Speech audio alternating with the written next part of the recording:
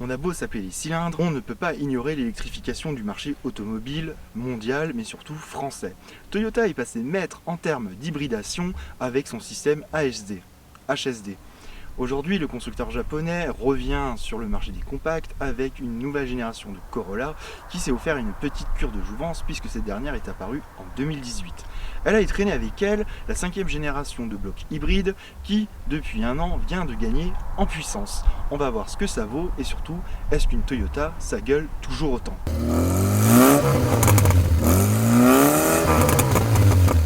Avec le facelift de la Toyota Corolla, Toyota revoit aussi l'électrification de son offre de bloc moteur, puisque la Corolla en 2018 a traîné une 5e génération du système hybride de la marque, et surtout la version que nous avons aujourd'hui à l'essai a profité d'une cure de jouvence au niveau des blocs de moteur pour avoir plus de puissance.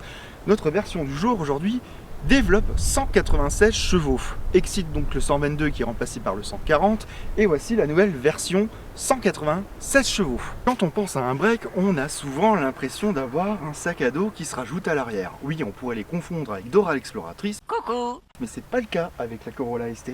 On se retrouve vraiment avec un pavillon plutôt fuyant, une ligne de vitrage réduite qui part vers l'arrière en ayant quand même un look un peu sportif, et puis on va pas se mentir, le pavillon noir allège la ligne de la voiture. Je vous ai pas dit un truc, je trouve que vraiment depuis 2018, Toyota s'est lâché. Alors déjà, on a eu le CRH qui a montré un tout nouveau design, mais il faut aussi dire que cette Corolla s'est sacrément réveillée en point de vue d'un design.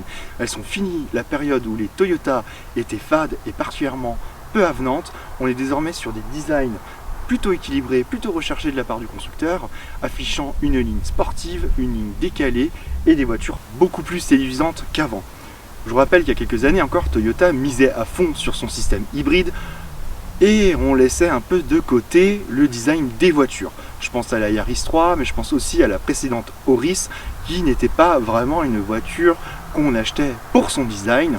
Eh bien, les choses ont changé. Aujourd'hui, Toyota ose vraiment des voitures au design beaucoup plus savoureux, qui donnent beaucoup plus envie, et des voitures beaucoup plus élégantes. Au niveau du point de vue design, et après j'ai fini avec ça, je trouve aussi qu'on a une ligne directrice au niveau de la voiture qui rend la voiture dynamique et bien assise sur ses roues. On a un empattement pas plus choquant que ça, un porte-à-faux arrière, mais aussi un porte-à-faux avant. Pas vraiment gênant. La voiture finalement se montre très compacte dans ses proportions et elle est très éloignée de certains autres breaks qui donnent vraiment cet effet de véhicules tassés sur eux-mêmes. Alors qui a dit que les breaks c'était moche? Peut-être Dora l'Exploratrice avec son sac à dos de merde, mais en tout cas au niveau de l'arrière on trouve une voiture avec un pavillon fuyant, une ligne quand même très dynamique, et il est quand même pas mal ce break Corolla.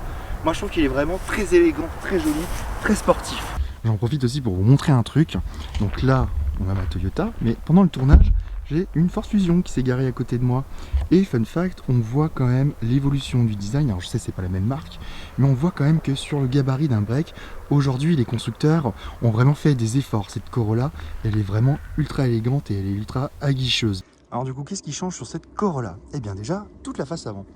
On retrouve le même design au niveau du phare avant, mais surtout le dessin intérieur est représenté par cette crosse de LED.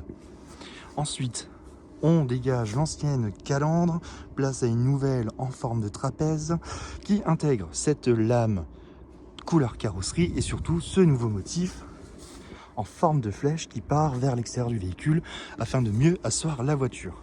Enfin, on termine aussi avec cet élément-là en forme de crosse également qui rappelle le motif du phare et qui intègre les anti-brouillards. Dernier élément important, c'est au niveau du regard. J'ai allumé les feux parce que tout à l'heure j'ai oublié de vous les allumer. Mais on voit vraiment la signature de cette nouvelle Corolla et surtout avec un éclairage full LED avec longue portée adaptative. Alors j'ai fait le test et c'est plutôt impressionnant parce que je suis parti le premier soir avec du brouillard et les feux se dirigent là où il n'y a personne dès qu'ils détectent un autre véhicule. Et puis franchement cette signature visuelle et lumineuse est plutôt clairement une très belle réussite de la part de Toyota. Et on conserve un peu quand même, j'ai oublié de vous le dire, le dessin original de l'ancienne phase 1 avec ce décroché de la carrosserie, ce pli de carrosserie quand même très réussi que je trouvais disgracieux sur la première version, mais qui aujourd'hui est très bien intégré avec cette nouvelle calandre. Bon, alors au niveau de l'arrière, c'est statu quo, pas vraiment de modification à part le dessin interne des feux qui évolue et surtout l'adoption de ce nouveau diffuseur qui intègre lui aussi les crosses chromées qui rappellent ceux de la calandre avant. Bon bah finalement, ce break Corolla me donne bien envie de faire des gosses. J'ai envie de réarmer moi aussi démographiquement mon pays et je pense avoir trouvé la voiture pour avoir des gosses. Parce que finalement, quand on y pense, le SUV aujourd'hui a grignoté énormément de parts de marché au break qui ont tendance à disparaître. Parce que sur le marché des citadines, aujourd'hui, plus aucun constructeur ne propose de break. Il vous faut donc partir sur des modèles compacts comme la Corolla, la Golf ou encore la 308 pour disposer d'une voiture break. Eh bien, si vous êtes allergique, comme les Parisiens, au SUV, eh bien ce Corolla ST, il est pour vous tout simplement. Au niveau du coffre aussi, on est plutôt sur un bel espace. Je vous rappelle qu'on est sur un break, donc l'essentiel c'est qu'il puisse engouffrer tous vos bagages, et c'est le cas. De plus, on profite aussi d'un coffre intérieur que je vais vous montrer après, mais il y a assez pour pouvoir embarquer tous vos bagages, et on profite surtout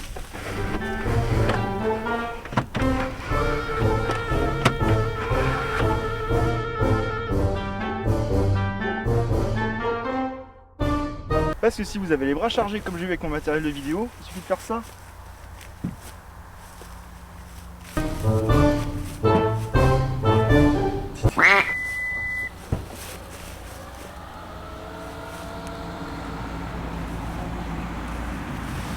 On a donc une fonctionnalité sans les mains pour ouvrir le coffre de la Corolla ST. C'est un plus quand on a les mains chargées, c'est quand même pas mal. Après, autre élément aussi hyper intéressant sur cette Toyota, si le volume du coffre vous intéresse, c'est qu'on a cette planche qui permet d'ouvrir un autre coffre et de pouvoir améliorer un peu la profondeur du coffre avec des rangements en dessous qui, bon, bah, ici, nous cachent quelques accessoires en cas de crevaison.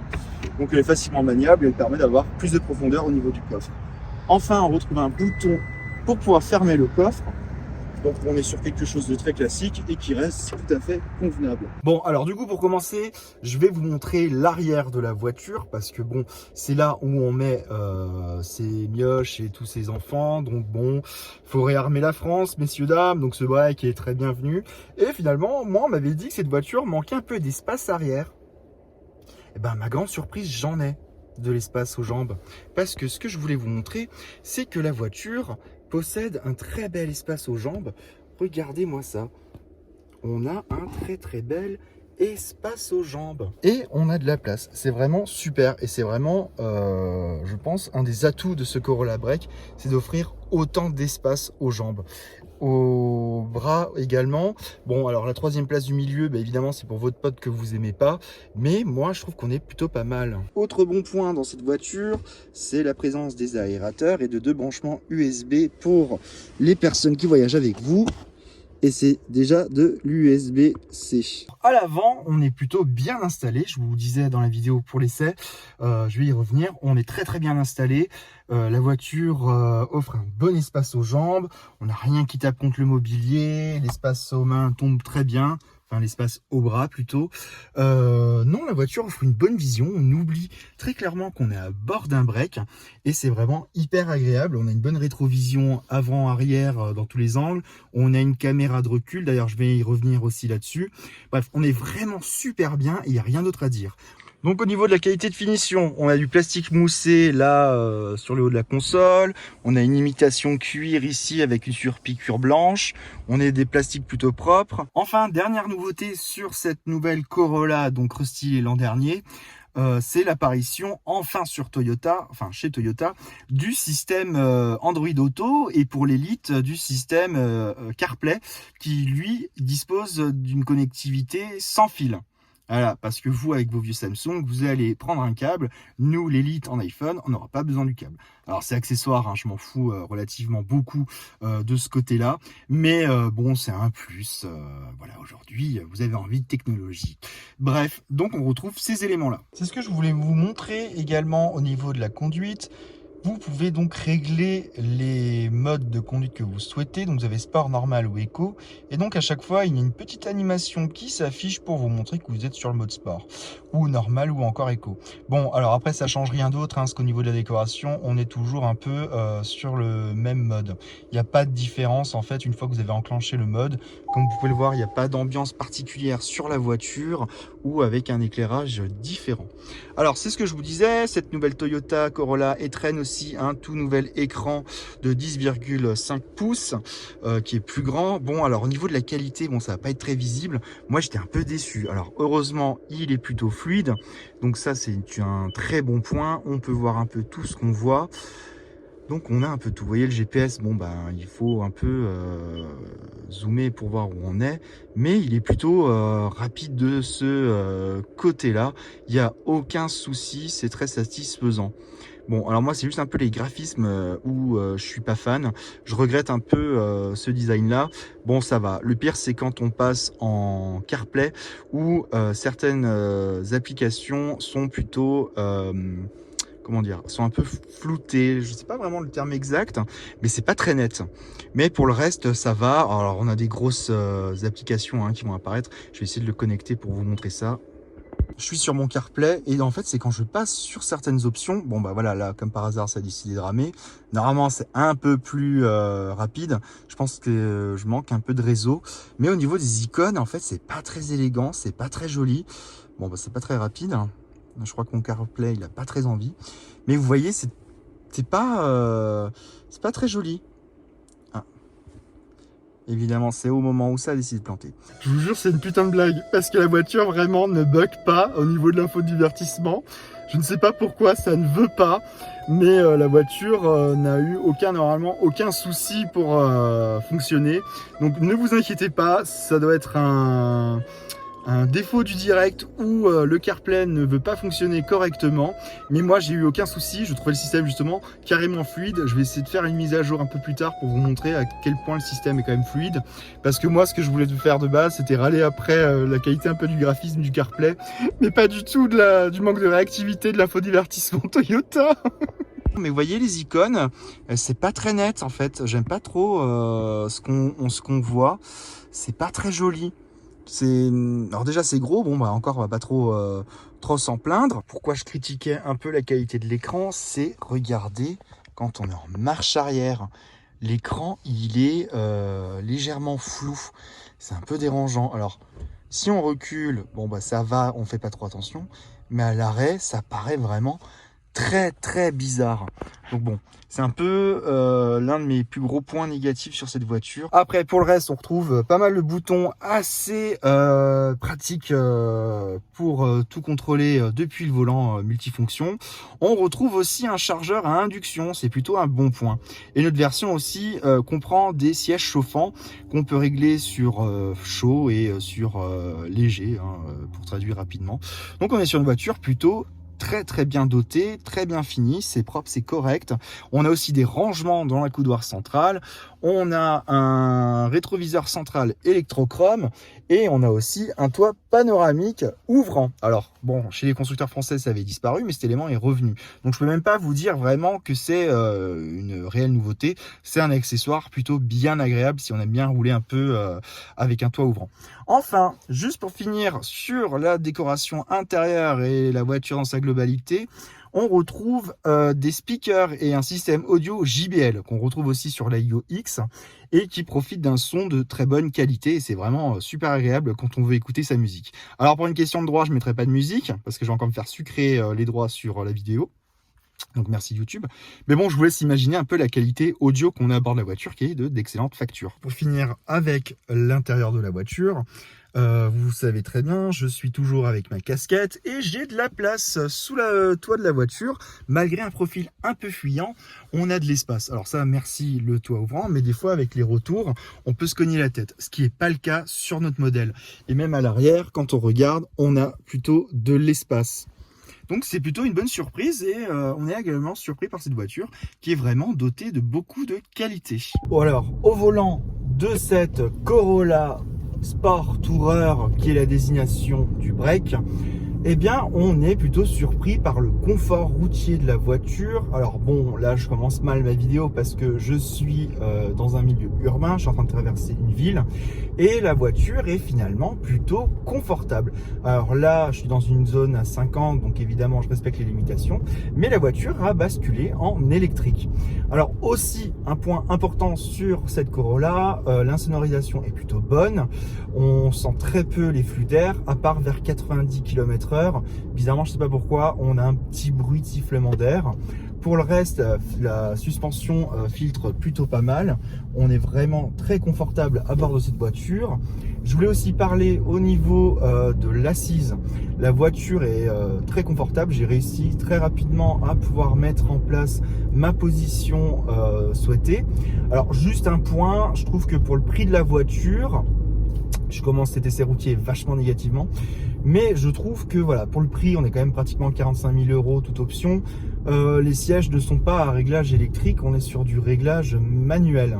Alors on a pas mal de manières pour régler son siège. Je trouve ça dommage, voilà, pour le prix, d'avoir eu une voiture qui doit avoir des sièges réglables manuellement. Alors là, je suis en train de passer sur du pavé. Comme vous pouvez le voir, on ne sent pas la différence par rapport à une route classique. On reste sur une excellente filtration de la part de la voiture. Les suspensions sont vraiment excellentes sur notre modèle d'essai. En termes de consommation également, on est plutôt pas mal. Alors j'ai réussi à faire en ville, donc sur un parcours de 5 km, du 2,5 litres, ce qui est pas mal puisque la voiture a basculé régulièrement en électrique. Et c'est uniquement sur les phases d'accélération où le thermique a pris le dessus. Alors j'aurais pu faire mieux, mais bon, j'ai un peu le pied lourd, je l'admets. Pour le reste, en extra urbain, on est plutôt pas mal sur cette Corolla. J'ai actuellement une consommation mixte de 4,9 litres. Alors, ce qui m'a surpris sur cette Corolla TS, c'est le bruit des mécaniques. Alors, elle traîne donc la 5e génération du système hybride Toyota, mais on n'est plus sur des voitures qui buglent. On est vraiment sur des voitures où il faut avoir vraiment le pied lourd pour faire hurler la voiture. Le seul cas où ça m'est arrivé, c'est sur autoroute pour pouvoir dépasser. Mais sinon, je n'ai pas eu de soucis là-dessus. La voiture est plutôt bien insonorisée. Vous voyez ? Alors là, on est sur une route un peu en lacet. Donc forcément, je la fais monter dans les tours. Mais je ne trouve pas particulièrement bruyante. Je la trouve plutôt agréable. On a l'impression d'être sur une boîte de transmission plutôt classique, puisque je vous rappelle que Toyota fait toujours appel à une boîte ICVT. Alors, c'est pas une boîte. Fait toujours appel à une transmission CVT, qui d'ailleurs sur cette génération de Corolla s'appelle ICVT, et on est sur une voiture plutôt agréable. Alors voilà, je suis sur de la route de moyenne montagne, je ne sais même pas si je peux vraiment dire ça, parce qu'au sud de Lyon, on n'a pas forcément des montagnes, mais la voiture, elle est hyper agréable. Autre chose aussi au niveau de l'équipement de la voiture, j'ai des sièges chauffants. Alors le niveau height vous brûle rapidement le fessier. Mais alors le mode low est beaucoup plus agréable et je roule avec depuis tout à l'heure. Alors notre version d'essai est aussi équipée d'un volant chauffant. Alors malheureusement je n'ai pas réussi à le mettre en route.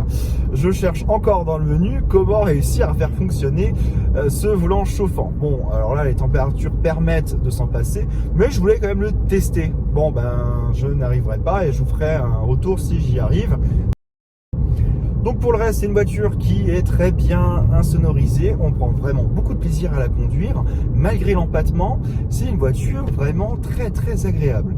On a aussi un très bon champ de rétrovision sur notre voiture. Les rétroviseurs sont parfaits. La rétrovision arrière est excellente. On profite d'une bonne vision arrière sur cette voiture et c'est vraiment hyper agréable. Notre version profite d'un affichage tête haute hyper agréable puisque je n'ai pas besoin de regarder le compteur numérique. Au final, ce compteur il sert pas à grand chose, c'est juste pour mettre un peu les options de conduite que j'ai sélectionnées, mais j'ai tout ce qu'il me faut au niveau du pare-brise pour les informations. Enfin, ne gueule plus comme les autres Toyota. Alors là, moi pour cet essai, bon j'ai trouvé un petit coin sympa pour faire le tournage, donc c'était une petite route de campagne. Mais la voiture filtre bien, la suspension est vraiment très bonne. Alors je pense qu'il y a des moments où la caméra va sautiller, mais il n'y a pas le choix puisque c'est l'état de la route qui le veut. Mais on est sur une voiture hyper confortable. Je pense qu'on va pouvoir avaler facilement les kilomètres sans être fatigué. Donc on est vraiment sur une voiture pratique et performante pour quelqu'un qui est dans le commerce ou pour une famille nombreuse. En fait, je pense que cette voiture va très bien pour les personnes qui sont totalement allergiques aux SUV et qui pour eux ne représente aucun intérêt d'avoir un véhicule surélevé. Alors oui, on perd le côté un peu en hauteur qu'offre un SUV, je pense par exemple au RAV4 que j'ai essayé il n'y a pas très longtemps, mais on est sur une voiture qui se montre suffisamment efficace pour une famille nombreuse qui veut de l'espace, qui a besoin d'un grand coffre et qui veut s'affranchir de cette mode du SUV et du paraître. Bon, bien sûr, je ne vais pas critiquer le RAV4 parce qu'on est sur un autre type de prestation, parce que la Corolla est beaucoup plus basse, par exemple, que notre RAV4. Et ça fonctionne aussi pour d'autres SUV. Non, on est vraiment sur une voiture qui permet d'avoir des consommations plutôt faibles. Alors, je suis à 4,9 litres sur la Corolla ST. Bon, il faut quand même vous rappeler que quand j'ai fait l'essai du RAV4, j'avais une consommation mixte de 4,9 litres. Donc finalement, dans sa version GR et de 222 chevaux, le RAV4 il consomme autant que le break de la Corolla. Donc tout va dépendre de votre conduite au final. Moi j'ai une conduite plutôt souple et j'essaye vraiment de voir jusqu'à combien cette voiture peut vraiment consommer au plus bas. Donc finalement, je suis pas déçu. Je suis même agréablement surpris par le mode de conduite de la Corolla, avec en plus, par-dessus le marché, une conduite qui s'avère très efficace avec une direction ultra précise. Donc j'ose imaginer la Corolla en mode GR qui doit certainement être aussi amusante à conduire. Finalement, elle est diablement efficace. On n'a pas forcément besoin d'une Golf GTI. Mais après, les goûts et les couleurs de chacun vont définir votre choix.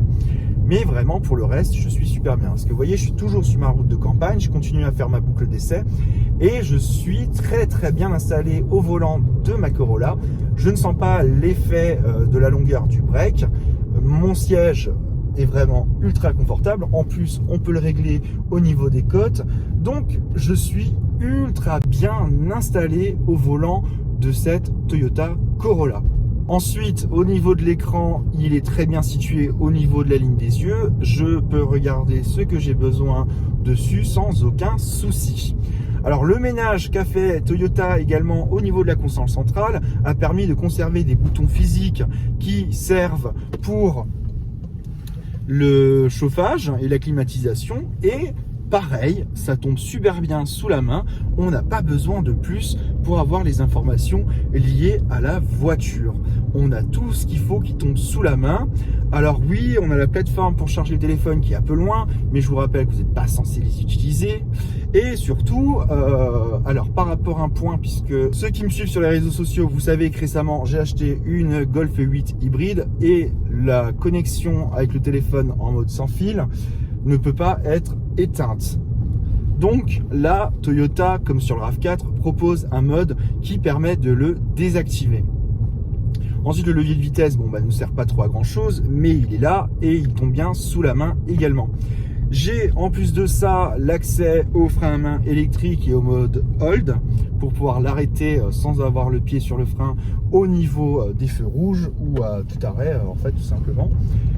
De plus, au niveau de la voiture, on a également les boutons qui tombent très bien sous la main, qui sont très très bien placés pour pouvoir faire le mode EV qui permet de rouler en électrique en forçant la voiture à être en électrique.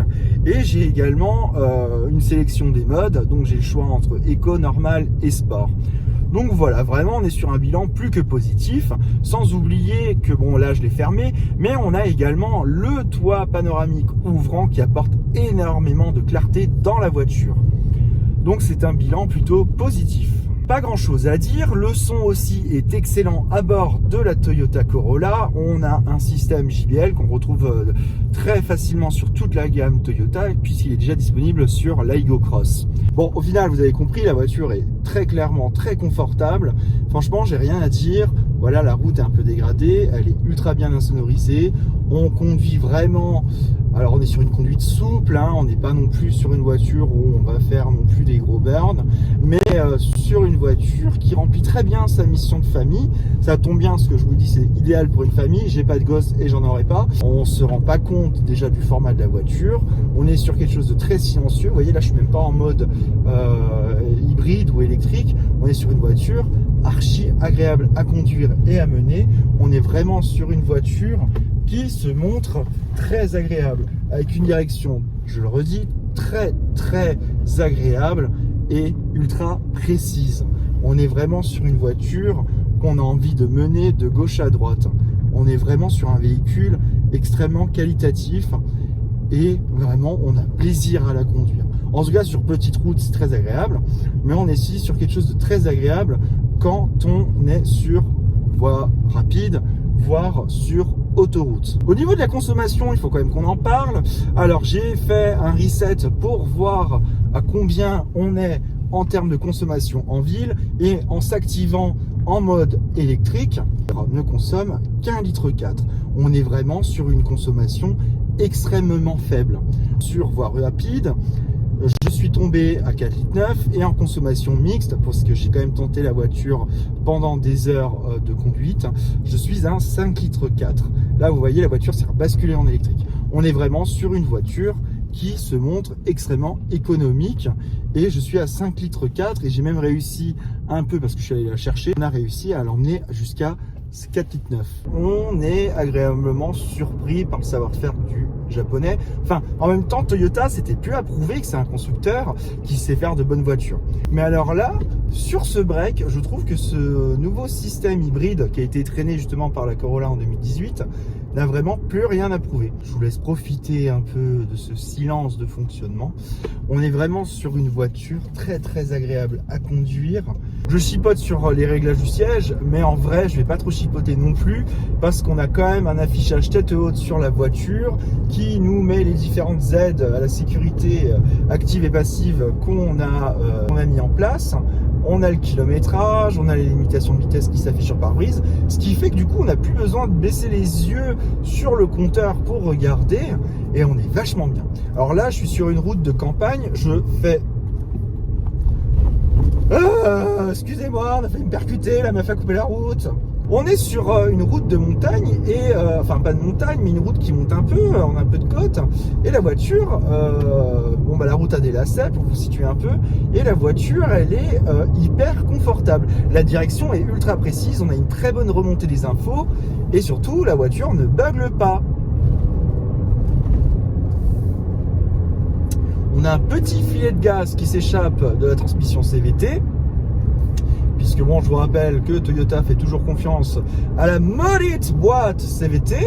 On aurait apprécié peut-être une boîte voilà, automatique avec un peu comme une DSG à double embrayage. Bon, bah on l'a pas. Mais en soi, on sent quand même que Toyota a écouté les critiques qu'on a fait sur la voiture, et on se retrouve avec une voiture super bien.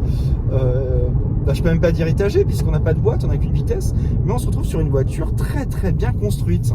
Alors plutôt haut de gamme, la Toyota Corolla propose dans sa liste des équipements l'assistance au maintien dans la voie, la climatisation Bison, le système audio JBL, le régulateur adaptatif avec feu long porté adaptatif et non éblouissant, mais aussi l'avertisseur d'angle mort BSM.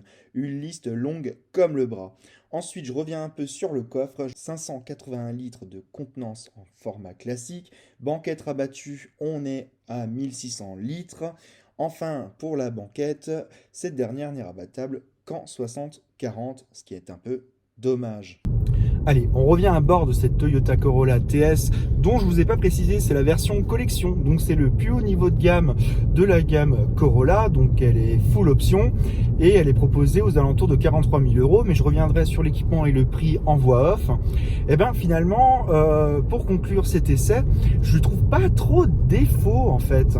Parce que quand j'ai préparé mon script, je me suis dit, tiens, il faut que je trouve des défauts, mais pour ça, il faut que je conduise avec. Et je ne lui trouve pas particulièrement de défauts. Alors si au niveau de la dalle, je trouve que la voiture pose un petit problème en termes de résolution sur le CarPlay. Alors bon, évidemment, il y a quelques instants, je vous ai montré que l'écran a manqué de fluidité, mais je pense que c'est plutôt que ça provient de mon téléphone, parce que j'ai pas eu d'autres soucis de ce côté-là, et puis après, je vous ai montré que ça fonctionnait très bien. Donc bon, il n'y a pas vraiment grand-chose à dire sur cette voiture, qui est plutôt pas mal. Alors, moi, au niveau des défauts, véritablement, ce que je vais lui trouver, ce n'est pas en termes de finition, puisque la voiture est très loin de toute critique. On trouve des plastiques vraiment de qualité.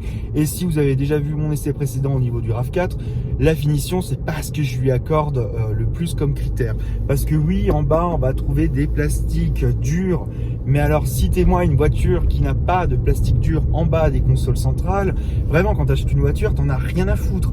Autant visuellement, en haut du tableau de bord, eh ben, ça respire la qualité avec ce plastique moussé, mais j'ai rien d'autre à dire. Même au terme de l'essai, en termes de motorisation, je trouve que ce système hybride Toyota, donc cette 5e génération, j'ai rien à dire. On est enfin à l'ère des hybrides Toyota silencieuses. On n'a plus de Toyota qui bug comme c'est le passé. D'ailleurs, je pense que je vais pas tarder à vous sortir un essai de notre ancienne Yaris hybride de 2015, où effectivement on sent que la voiture avec le pack de batterie et son pack de 75 chevaux thermiques souffre un peu, ça bug, ça hurle. On est totalement dans cette période où, et pas mal de haters ont dit à l'époque contre Toyota, une Toyota ça hurle. Oui, mais non, parce qu'aujourd'hui, cette Toyota Corolla, en vrai, j'ai rien à dire. Je trouve pas spécialement de défaut, en fait. Même esthétiquement, on n'a pas ce côté sac à dos de la carrosserie break. On est sur une voiture extrêmement confortable. La suspension filtre très bien les aspérités de la route. La direction est ultra précise. Alors après, ça va peut-être se jouer au niveau du prix. Parce que Toyota n'est plus si bon marché que ça, finalement. Alors je vais m'expliquer parce que dans la conclusion, je vais vous apporter un élément hyper important là-dedans, c'est qu'on est quand même à pratiquement 45 000 € pour une Toyota Corolla. Toute option, le break de base, il démarre aux alentours de 34 000 €. C'est quand même un budget. Toyota n'est pas spécialement connu pour être un constructeur Access Premium ou haut de gamme. Donc c'est un peu surprenant d'avoir de tels tarifs. Mais il y a une explication, c'est que la voiture est dotée d'un équipement de série très complet. Au niveau de la gamme moteur, la voiture est disponible désormais en entrée de gamme avec un 1,8 litre de 140 chevaux contre 122 précédemment. Tandis que le haut de gamme est donc avec le 2 litres avec son moteur de 196 chevaux contre 180 précédemment. Enfin, point faible de la voiture, c'est son réservoir un peu restreint avec seulement 43 litres. Il n'offre une autonomie que de 645 km d'autonomie, mais est-ce qu'on va plus loin avec une électrique? Je vous pose la question.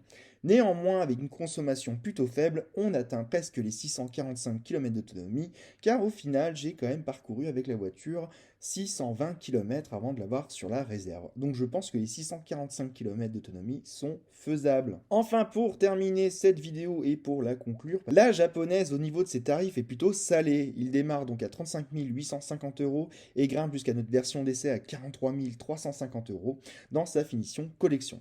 Alors pour comparer, une Peugeot 308 SW en version Active Pack avec le PureTech 130 chevaux ne demande que 31 070 €, mais n'a pas l'équipement de série de la japonaise. Alors il faudra s'orienter vers la 308 GT hybride de 225 chevaux qui réclame 49 870 €, sans avoir une liste d'options comme la Nippon. Après, ce sera selon votre cœur de décider entre une 308 ou encore une Toyota. Parce que finalement, avec l'avènement des SUV, eh bien les breaks sur le segment des compacts ont eux aussi tendance à disparaître. Voilà, j'espère que la vidéo vous a plu. N'hésitez pas à vous abonner, à liker ou à commenter la vidéo. Et moi, je vous dis à bientôt pour un prochain essai ou pour une nouvelle histoire automobile. Allez, salut tout le monde!